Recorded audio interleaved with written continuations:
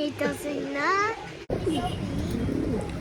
Yun, good morning mga kalapatids. Ito na yung mga ibon natin. Pinagparis ko na ulit yung dalawang checkered natin kasi nga naulan tayo ng inakay ng kalapate. So gagawa ulit tayo ng panibagong kalapate. Ito si Borga, paparisan na natin yan. Tignan mo naman, nililikot nila oh. Sabik na ulit oh. Sabik na ulit magkainakay. Samantala ito ang dumi ng lock natin. So lilinisan na natin yan. Ito, yung ring natin, WPFC Cross FPR Basco Batayanes, 120 each, isa, mahal, mag-ibon. So dito, fast forward na tayo mga tol. Tamang linis lang ako dyan, yan, tamang kuskus.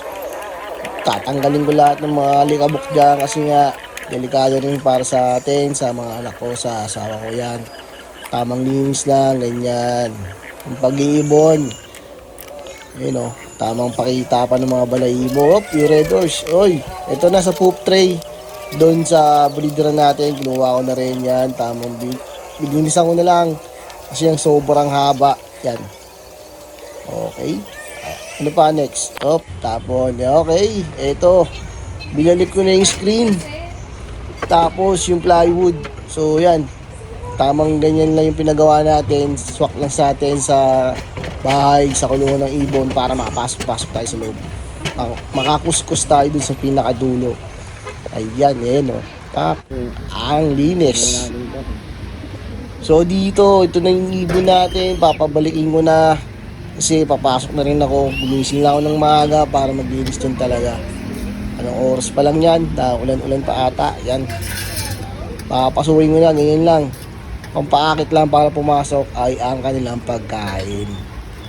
Ayan o. Tamang baba lang yung mga tanga o. Mawawala rin naman yan pag sa training na. Kaya sa karera. Mismong karera na. So nakakainip din pag wala pang karera. Ganyan-ganyan lang. Paronda lang. So bala ko rin mag-toss. O itoss yan sa palayo. Bumili na rin ako ng kanilang training box yan para hindi na sesto. Pasok. Sesto yung dala. Yan. At tamang papasok lang, ganyan lang.